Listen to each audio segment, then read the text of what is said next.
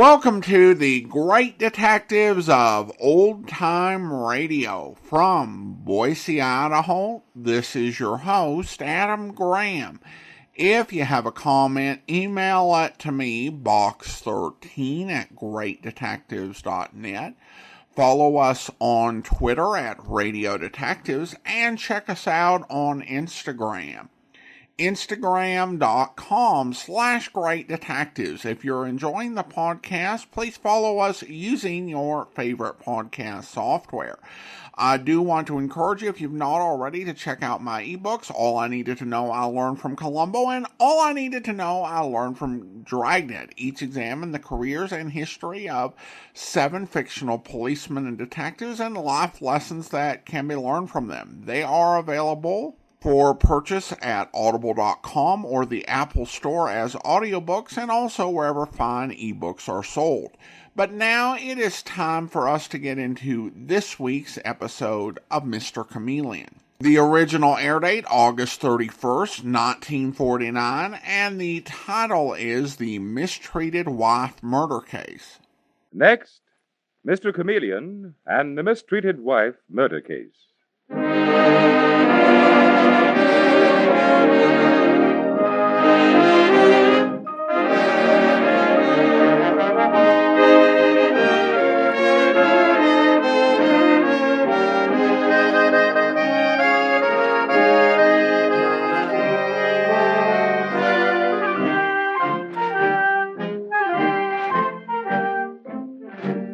Tonight, we again present the famous Mr. Chameleon of Central Police Headquarters in his famous cases of crime and murder, brought to you by the makers of genuine Bayer aspirin. Mr. Chameleon, as you know, is the famous and dreaded detective who frequently uses a disguise to track down a killer, a disguise which at all times is recognized by the audience. Tonight, we give you Mr. Chameleon in the Mistreated Wife Murder Case.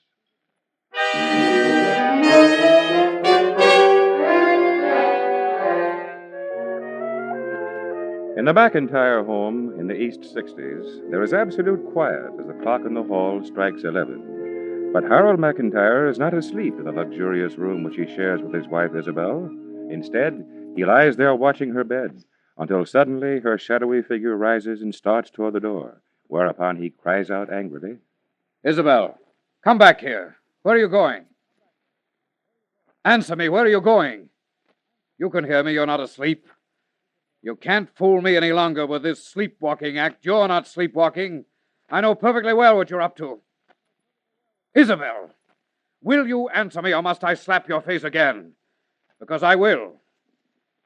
All right, I'll teach you to defy me this way. Oh, no.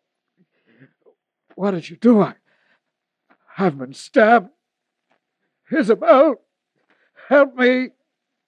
I've been stabbed.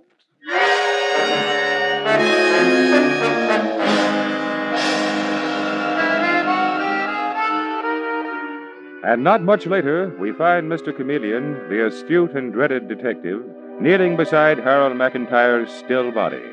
And he looks up as Detective Sergeant Dave Arnold enters the room. Well, Dave, where's the wife, Mrs. McIntyre? She can't see you, Mr. Chameleon, at least not for a few minutes. She's still hysterical. I should think she would be. Must be frightful to have your husband drop dead at your feet with a knife plunged squarely between his shoulder blades. But I've got to see her. Oh, Mr. Chameleon, I'm her father, Mr. Bedloe. Oh? Won't you give Isabel a few minutes to recover herself? She's in such a dreadful state. Can't you question me first? Very well, Mr. Bedloe. Might be a good idea at that. All right, Dave, you take the knife and have it examined for fingerprints. It seems to be a hunting knife, Mr. Bedloe. Where did it come from? Well, it was one of my son-in-law Harold's most treasured possessions. An old Indian scout gave it to him. He was a great hunter and fisherman. I see now. I take it that you live here, in the house, Mr. Bedloe. Yes, Mr. Chameleon. Isabel wanted me with her. Mm-hmm. We were always very close. I lived with her before, during her first... What do you mean before? Was this her second marriage? Why, yes. Her first husband was Ronald Livingston. He died about 3 years ago. Harold was his business partner. I see. Was your daughter happy in this second marriage? Why, Mr. Bedlow, if you won't tell me, I expect that the servants will. Don't you think it would be better if it came from you? Mr. Chameleon, Isabel was bitterly unhappy with Harold. He treated her brutally, and I mean brutally. But my daughter didn't kill him. She couldn't have killed him. When I heard her scream... You heard her scream. Were you the first one here? Yes. And what did you see? Tell me exactly what you saw when you entered the room. Well, Harold was lying on the floor, and Isabel was standing near him. But she'd been sleepwalking, Mr. Chameleon, and I think Harold had tried to stop her. Sleepwalking? What doctor was treating her, Mr. Bedlow? Why, no one. No one? No doctor? Why not? Well, you see, Was she faking? Is that why you hesitate? You know that we'll have her examined. Oh, all right, Mr. Chameleon. She was faking. I'm pretty sure she was. Well, why? Why should your daughter pretend to sleepwalk? Well, Mr. Chameleon, I don't know. But I do know my child is innocent of murder. Whatever her reasons for pretending to sleepwalk, Isabel didn't murder her husband. Well, then who did? She obviously had a motive, Mr. Bedlow. Husband brutal to her, you say. She, miserably unhappy, found pretending to be sleepwalking in the bedroom where her husband was murdered. She most certainly looks suspicious. She had a strong motive. And so did Jim McIntyre, Harold's brother. Where is he, Mr. Bedlow? He should be at the Antler Hotel. He used to live here, but he moved out today. He and Harold quarreled bitterly. What did they quarrel about, Mr. Bedlow? Well, I have no idea. Mr. Chameleon... Isabel? Isabel, where are you, sweetheart? Is that Jim McIntyre now? Yes, Mr. Chameleon. And he calls your daughter sweetheart. That's very interesting. Mr. McIntyre, you come in here, please. Yes? Who are... Mr. Bedlow, where's Isabel? She's upstairs, Jim. And I'm Chameleon of Central Police Headquarters. And here is your dead brother. Murdered, Mr. McIntyre. All right, Mr. Bedlow, you may go now. And please send your daughter down to me just as soon as possible. Yes, I will, Mr. Chameleon, in a very few minutes. Mr. McIntyre, I want to ask you to look at your brother now. Oh, A murdered man is never pleasant to look at, even though you are in love with his wife. So you know about that, Mr. Chameleon. Okay, it's true. I loved Isabel. I wanted to marry her. And my brother was a monster. He treated her brutally from the day they were married. Then why didn't she leave him? I don't know. He seemed to have some hold on her, so she couldn't fight back. Perhaps she enjoyed the luxury that she lived in. Could you have given her as much? No, I couldn't. I'm an architect. I make a decent living, but that's all. But Isabel wasn't the sort of woman who stayed with a man because of money. Well, then why did she stay with her husband, Harold? I tell you, I don't know. Mr. McIntyre, your brother was murdered about an hour ago. Were you in your room at the Antler Hotel at the time? No, I was too restless. I went out for a walk. When I got back to the hotel, I found the message about my brother. Ruthie had called about 11:30. Ruthie? Who's Ruthie? Why, Isabel's daughter. Her 19-year-old daughter by her first marriage. Didn't you know about her? I did not. Her grandfather, Mr. Bedlow, never mentioned her. Very odd, unless he wanted to keep her out of the picture, if possible. Dave? Yes, Mr. Chameleon. Seems to be a member of the family missing. Mrs. McIntyre's daughter by her first marriage. Ruthie. You find her and send her in to me, please? Yes, sir. What about the knife, Dave? No sign of any fingerprints, Mr. Chameleon. Uh-huh. Well, then the killer wore gloves. And since one doesn't ordinarily wear gloves late at night, it proves that the murder was certainly premeditated. Mr. McIntyre, what about Ruthie? What do you mean? You know perfectly well what I mean, Mr. McIntyre. Did the girl like her stepfather, your dead brother? How could she, Mr. Chameleon? She adored her mother. She's a very sensitive girl. She didn't enjoy seeing Harold abuse Isabel. You're building up quite a strong case against young Ruthie. Almost as strong as the case against yourself. Mr. Chameleon. You and Ruthie both had a motive for killing Harold McIntyre. And, of course, Isabel McIntyre had the best reason of all. What are you saying about my mother? Well, so you're Ruthie. I'm Chameleon of Central Police Headquarters. What are you saying about my mother? Are you calling her a murderer? Take it easy, Ruthie. You keep out of this, Jim. I want to know if this cop thinks my mother is a murderer. Ruthie, when you call me a cop, you say it all. A murder has been committed, and it's up to me to find the killer, whoever it may be. That's all for now, Mr. McIntyre. I'd rather question this young woman alone. Well, may I go up and see Isabel, Mr. Chameleon? You may. And tell her that I'm getting very impatient. If she doesn't come down soon to be questioned, I shall have to go up to see her. Ruthie? What's this I hear about your hating your stepfather? Yes, I did. He was an awful man, Mr. Chameleon. Mother never should have married him. Well, are you sure that you weren't prejudiced because of loving your own father so much? No. Ruthie, you did love your father, didn't you? Your mother was happy in her first marriage, wasn't she? My own father abused Mother as much as Harold did. That's what's so awful, Mr. Chameleon. She never got a break. Well, so she was miserable the first time, too. That's odd. What's odd about it? It wasn't her fault. But from the time I was a child, I watched my mother suffering. And when it happened again with Harold, I couldn't stand it. Yes, so you killed him? No, I didn't. Ruthie, where were you when your stepfather was murdered? In my room. I heard Mother scream, and I rushed right in. And your grandfather? He arrived a few minutes later. So you got here ahead of Mr. Bedloe. Well, he didn't mention that. Again, it seems to me that he was trying to protect you. What was your mother doing? Why, well, she looked sort of dazed, Mr. Chameleon. Mother'd been sleepwalking, I guess. Well, your mother didn't really sleepwalk. She only pretended to. I don't believe you. I know it was real. I saw her in the library one night with her hands stretched out before her, feeling along the wall. Ruthie. Mother. Come in, Mrs. McIntyre. I'm Chameleon of Central Police Headquarters. I've been waiting for you. Well, here I am. You may go, Ruthie. No, she can't. Not till I find out why you tried to silence your daughter just now, and she was telling me about seeing you feeling along the wall in the library. She imagined that. Did you, Ruthie? Well, yes, Mr. Chameleon. I just saw her sleepwalking. About this sleepwalking, Mrs. McIntyre, I understand that you fake it. Why? I can't answer that, Mr. Chameleon. I don't know myself. No?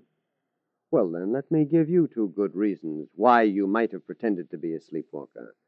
You used it as an excuse to get out of your room and meet Jim McIntyre, whom you loved, so you could plan your husband's murder. No. Or you might have planned to kill him yourself and say that you were in a sleepwalking trance when it happened. That's a lie, too. You're persecuting my mother. Your mother seems to have quite a talent for being persecuted, Ruthie. Mrs. McIntyre, where did you live when you were married to Ruthie's father? I beg your pardon. Where'd you live? What has that to do with it, Mr. Chameleon? Please answer me, Mrs. McIntyre. Where did you live? In a town on Long Island called Maple Hill. But why? Why? Mrs. McIntyre, you wouldn't answer me when I asked you why you pretended to sleepwalk. I'm afraid I'll have to return that compliment and not answer your question either.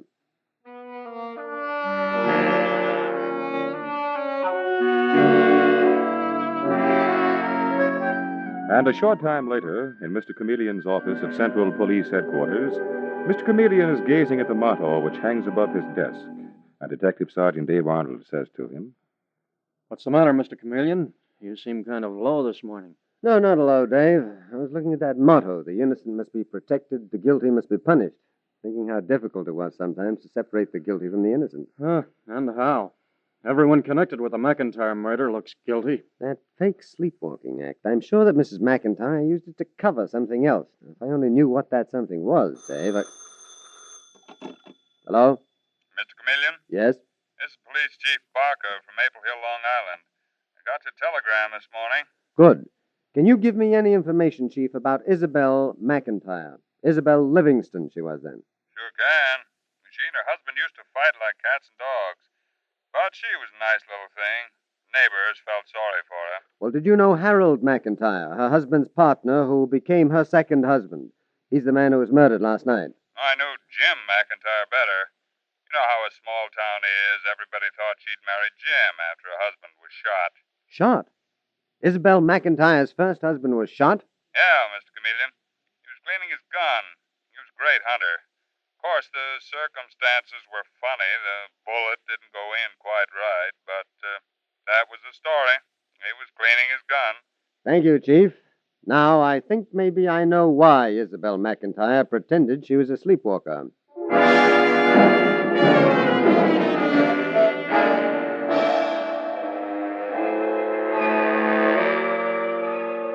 Mr. Chameleon and the mistreated wife murder case continues in just a moment. If you ever take anything to relieve an ordinary headache, remember this about genuine Bayer aspirin. Its single active ingredient is so gentle to the system that mothers give it even to small children on their doctor's advice. Now, this is important, for it means that Bayer aspirin is something you can take with complete confidence. It means that besides fast relief, Bayer aspirin also offers you the dependable relief that's important to your health. For Bayer aspirin is not only ready to go to work in 2 seconds, but also has an unmatched record of use by millions of normal people without ill effect. So don't experiment when you're in pain. Take no chances with drugs that have not been proved by years of successful use. For the 2 most important kinds of relief, use something you know is completely dependable, genuine Bayer aspirin. When you buy, ask for it by its full name, Bayer aspirin, not just for aspirin alone. Get the 100-tablet bottle, and you get Bayer aspirin tablets for less than a penny apiece.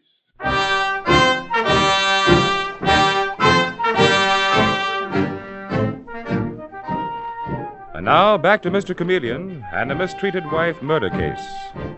Mr. Chameleon has discovered that Isabel McIntyre's first husband died as violently as did her second husband.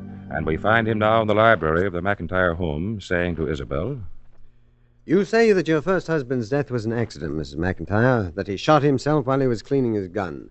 But the police chief of Maple Hill didn't seem quite convinced. He's a stupid old man. He listened to gossip. Ronald's death was an accident. His gun went off while he was cleaning it. But the bullet, Mrs. McIntyre. I understand the bullet entered his body at a very strange angle. Then why wasn't anyone charged with murder? I suppose there wasn't enough evidence, Mrs. McIntyre, just as there isn't enough evidence yet to arrest anyone for the murder of your second husband, Harold. And he was murdered. There is no question of that being an accident. Mr. Chameleon, why can't you leave me alone? Haven't I had enough? Yes, you had a bad time of it. First Ruthie's father, then Harold McIntyre, both of whom I'm told were miserably cruel to you. Why didn't you marry Jim McIntyre instead of his brother Harold? That is my business. And everything connected with this case is my business, Mrs. McIntyre. Jim was apparently in love with you when you were first widowed. Yet you picked his brutal brother. You're a very bad picker. Mr. Chameleon, what are you driving at? The fact that I'm a bad picker, as you call it, was my misfortune. Mrs. McIntyre, I think you picked badly, but deliberately. Because Harold had more money, is that what you mean? What else could I mean? What else could I mean? Nothing. Nothing, of course. I married him for his money, and I live to regret it. And he was murdered, but I didn't do it. You'll never get your evidence. Say, Mr. Chameleon, Mrs. McIntyre just ran right past me. Shall I go after her? No, Dave, let her go. That's enough for today. I want to get back to headquarters. We let ourselves out the front door. The daughter by her first marriage was upstairs hanging over the banister. Ruthie? Was she eavesdropping? She sure was. She didn't know I was watching her, but you should have seen her face. I thought she was going to blow her top any minute. Hey, Mr. Chameleon, look out! That window box, it's falling! Oh, it missed you by half an inch. Well, that was somebody's bad luck.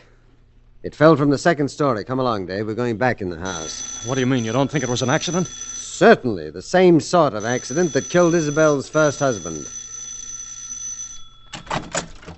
Who on earth has their finger on the bell? Oh, why, Mr. Chameleon. Where's your daughter, Mr. Bedloe? My daughter? Mm-hmm. Your daughter, Isabel McIntyre. Why, she may be upstairs, Mr. Chameleon. I don't know. On the second floor? Yes, but as I say, I'm not sure. Is your granddaughter Ruthie up there, too? Why, she may be. And Jim McIntyre? Well, it's possible he's in the house. Mr. Bedloe, stop trying to evade my questions. Are they upstairs or aren't they? You should know. You certainly must know if you're the only one downstairs. Why, yes, Mr. Chameleon, I guess I am the only one downstairs. But why? What on earth is this all about? A flower box just fell from a second-story window. If Detective Sergeant Arnold hadn't pushed me aside, I would have been killed. Why, Mr. Chameleon. Oh, but surely it must have been an accident. As you yourself would say, Mr. Bedloe. Maybe. Come along, Dave. Where are you going? Up to the second floor, and you stay where you are, Mr. Butler. Don't come up. The window box must have been dropped from that room on the left, Mr. Chameleon. Yes, Dave. The room is the upstairs sitting room. Not that I expect to find anyone still in it, Jim, but... what am I going to do? I don't know, Ruthie, but you've got to keep your head. There is someone in there, Mr. Chameleon. Yes, Dave. Come along. Let's get a little closer. But, Jim, when you love a person, you'd do anything for them, wouldn't you? Yes, Ruthie, I'm very much afraid you would. You don't stop to think of right or wrong at the time. It's Jim McIntyre and little Ruthie, Mr. Chameleon. Quiet, Dave. Jim, what's going to happen to us? What's going to happen to us? I don't know, Ruthie. I thought when my stepfather was dead, things would be better. But instead, they seem to be getting worse and worse. I know. I thought nothing could be quite as bad as having to stand by and watch my brother abuse your mother. Now, I almost wish... That my stepfather was alive again. Well, I don't. And neither do you, Jim. But I'm afraid of Mr. Chameleon, deathly afraid. That's why I'm ready to do almost anything. Come on, Dave.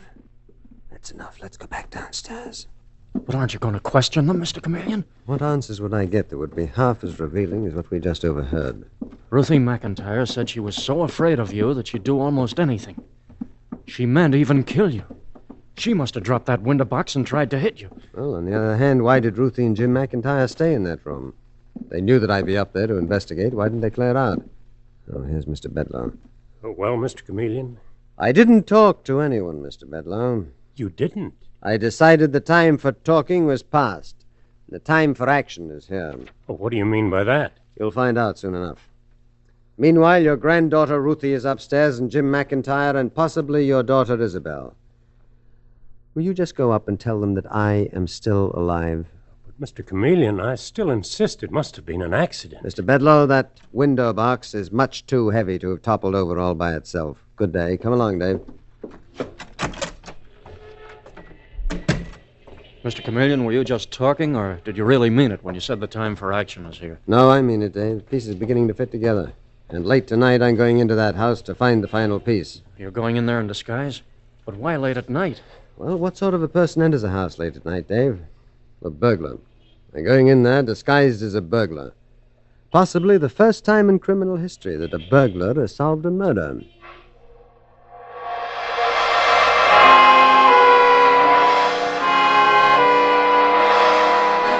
And so, late that night, we witnessed the weird spectacle of Chameleon the detective posing as Joe McCarthy, the burglar.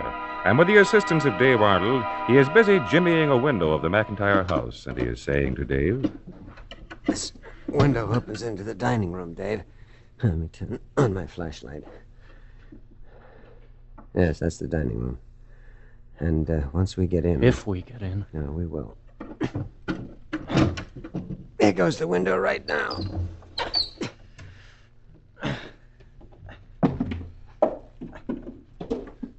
There we are. Now I'm going to knock something over, deliberately, to rouse the household and get them all to come downstairs. Then I want you to duck behind that screen. Mr. Chameleon, how about that heavy candlestick? That should make a noise. That's the ticket, Dave. Over she goes. That doesn't wake them nothing well. I have a hunch that none of them sleeping well anyhow. Listen. Yeah.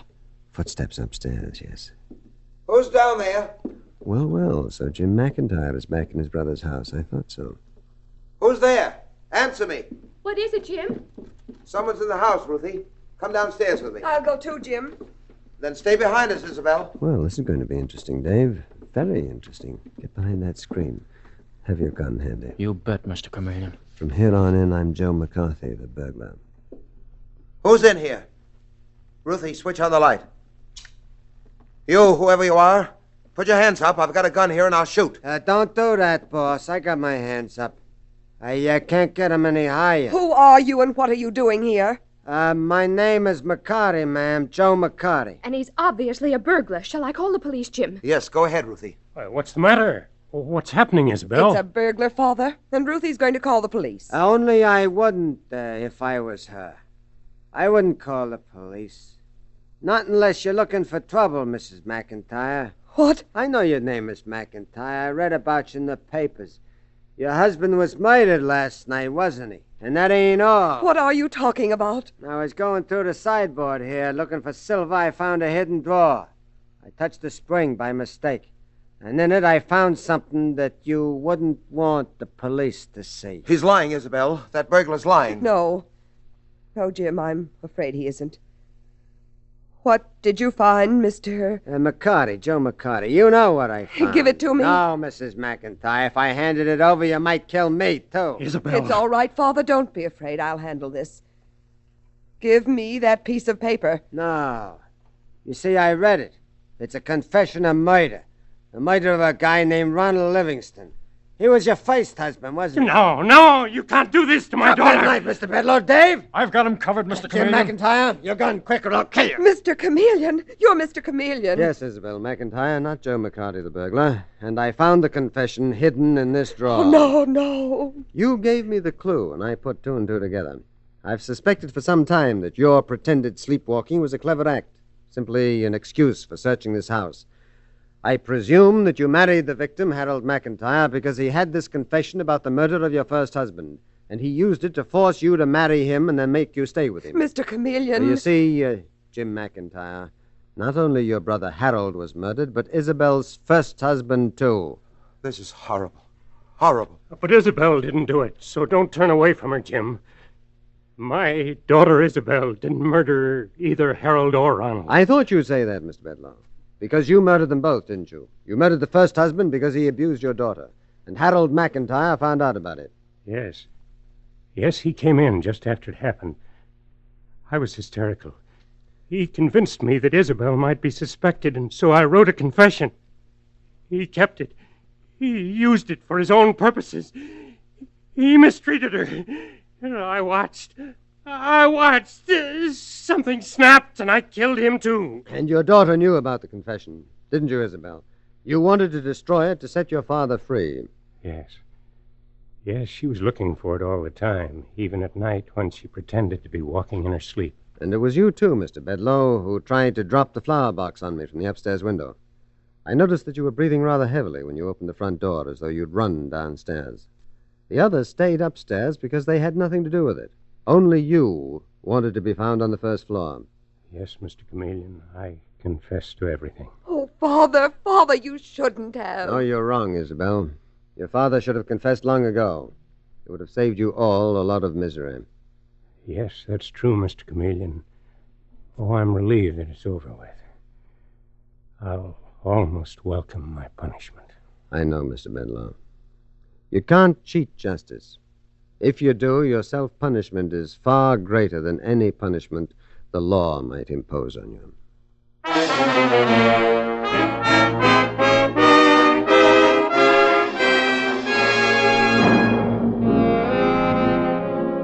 And with these words, Mr. Chameleon concludes tonight's murder case.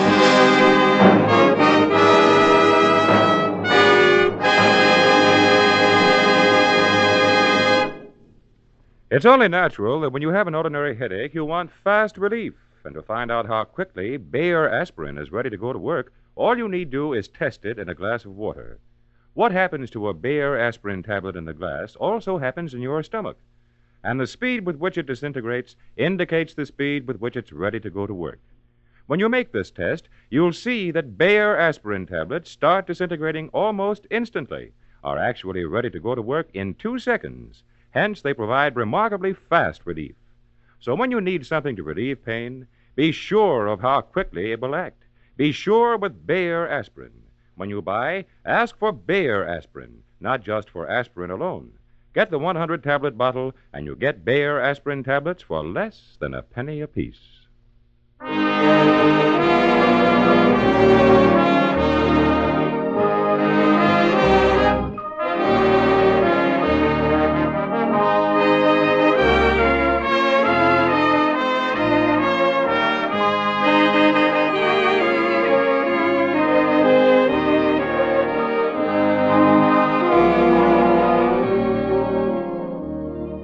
Listen next Wednesday night at the same time for Mr. Chameleon, the man of many faces, in The Case of the Snarling Corpse.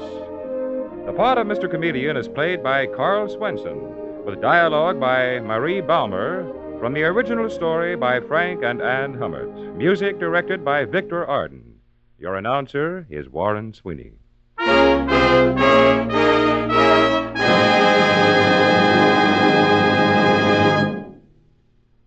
A remarkable scientific discovery now makes it possible to cut down tooth decay. You simply use new ammoniated Dr. Lyon's tooth powder. Based on a formula developed by University of Illinois scientists, it actually destroys bacteria Lactobacillus acidophilus, which cause tooth decay. Now think of the pain, worry, and expense this can save you. The wonderful difference it can make in the health and beauty of your teeth. So to cut down tooth decay, to have sounder, healthier, handsomer teeth, use ammoniated Dr. Lyon's tooth powder. Both regular Dr. Lyon's tooth powder and new ammoniated Dr. Lyon's are at all drug and toilet goods counters.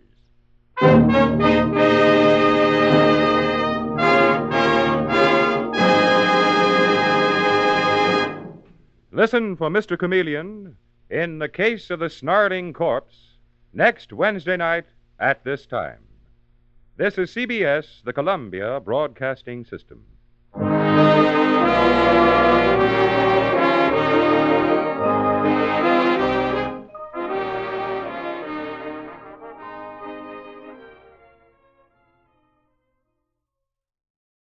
Welcome back. I enjoyed the episode. I thought the solution for why she was faking sleepwalking was a little bit clever. My only thing is it seems that she could have carried on this search just whenever her husband was out of the house or not present. Continuing it like all the time late at night was dramatic, but probably not particularly helpful. Of course, Mr. Chameleon's disguise in this case is complete nonsense. Instead of pretending to be a burglar, maybe Chameleon should have decided to wear a disguise as a police officer with an actual search warrant. It would definitely make things go smoother in court. Well, listener comments and feedback now, and we start out on Spotify. And we have a few comments from Harrison. They've had some updates on the creator and on Spotify, so I might be a little behind on some comments. So we've got a total of 4 here, 3 from Harrison. And Harrison writes, first regarding the case of the murdered movie star, I too would pick Johnny Dollar as a dinner guest, but Casey Crime Photographer and Ann Williams would be my second. As an amateur photographer, we'd probably just talk about photos while boring Ann. That's a great choice, even if you're not a huge photography fan. He is one of those just really solid, good guy characters who's just fascinating and great to have around. Regarding the case of the murdered girl's ears, he suggests that the episode should be called The One Where Everyone Shouts But Chameleon. I hadn't thought about that, but Karl Weber was really even for a chameleon performance. Not at all feeling like shouting. But yeah, others were definitely willing to take up the slack. And then regarding the Hired Assassin episode of Dangerous Assignment. Wow, knowing Julie Bennett played Aunt May is wild. I watched the 90s cartoon when I was a teen and could tell they changed actors but never knew their names. This is like bringing two worlds together. Well, thank you so much. And I definitely fail that because there are so many actors who I knew from like 1 or 2 things, particularly if they did voice acting. And there are so many actors you just think, he was that one voice there. Alan Reed's a great example of this. He, of course, when I was growing up, because I grew up with the Flintstones reruns, he was just simply Fred Flintstone, the voice of Fred Flintstone, or the original voice. But in all of the years of listening to old-time radio, I've heard so much work that he did. And not only in comedy, but in dramatic works as well. So it really is fun just to find out how talented so many of these people who were part of my childhood were. James has a comment regarding the Dangerous Assignment episode, Picking Up a Bomb. And he says, I couldn't help but giggle at the sailor inexplicably knowing Mitchell's name. To be fair to the writers, it was the last episode. And so he's like, I don't have time for a proper introduction. Or maybe at some point it was considered like it was going to be a clue for something. But in the final draft, it's just like, okay, yeah, he knows Steve Mitchell's name. Somehow. Well, speaking of plot inconsistencies, we go to YouTube, and Maureen had a question regarding the case of the murdered girl's ears. Why'd he pay the $500? Now, what this is in reference to is, in that particular case, Mr. Chameleon disguised himself as a pickpocket and went to both the perpetrator and someone who didn't do it and tried to sell what he claimed was the set of earrings belonging to the murdered woman for $500. And claiming that as the pickpocket, he had swiped them from Mr. Chameleon, who indicated that they were evidence that could be used to hang the party in question. Now, the innocent party did go ahead and pay the $500, but the guilty person didn't. So Maureen's question is, why did the person that didn't do it pay the $500, despite also acknowledging that the earrings were cheap and not even worth 10% of that amount of money? This is a good question, and I wish I had a good answer. Now, I could imagine someone being innocent of a crime, but also being somewhat corrupt, and also being somewhat gullible. And so you hear from the pickpocket that this famous investigator, who may or may not be a master of disguise, but you're not smart enough to figure that out, that this investigator has evidence that could end in you getting executed for murder. I could see you being tempted to pay the $500 in order to get out of being falsely accused of murder. You know, if you were if you were innocent of the crime, somewhat corrupt, and also very gullible. My problem would be that at this point, I have no idea what this test was supposed to prove. And I went back and re-listened to the episode a little bit, not the whole thing, and I still can't figure out what Mr. Chameleon was trying to accomplish there. Unless he kept the $500. On the same episode, Ronser suggested, isn't the store manager Karl Swenson? I wouldn't hazard a guess, but it's not impossible, and Swenson certainly had the vocal dexterity to pull that sort of thing off. Daniel points out, famous and dreaded, a powerful combination. Not only that, Daniel, but I noticed that in this episode, it included the standard famous and dreaded. But then a couple minutes later, when it stated he was at the scene, it said that he was astute and dreaded. So, famous, astute, and dreaded. A lot of adjectives working for him there. Now, I'd be tempted to put that on the hat. Just the letters, but that suggests that Mr. Chameleon was a fad. And given that the series lasted about 5 years, it's a little too long for him just to be considered a fad. A couple of other comments. Stanley writes, these radio shows are great.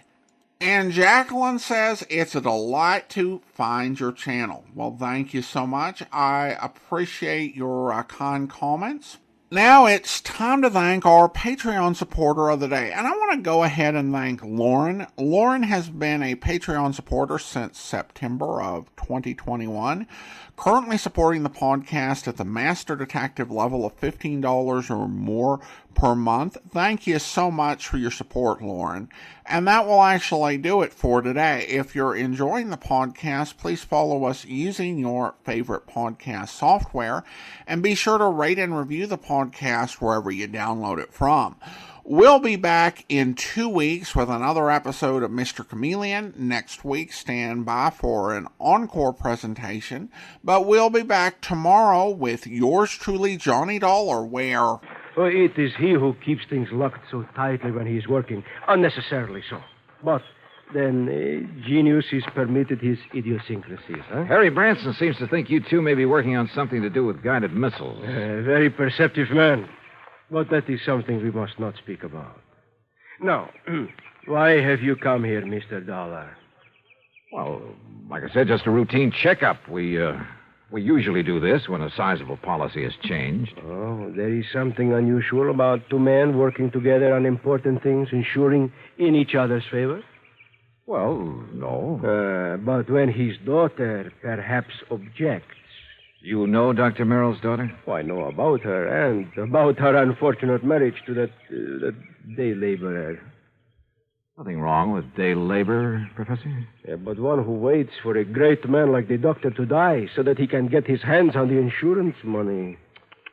I hope you'll be with us then. In the meantime, send your comments to box13@greatdetectives.net.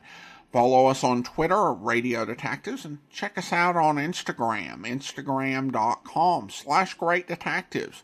From Boise, Idaho, this is your host, Adam Graham, signing off.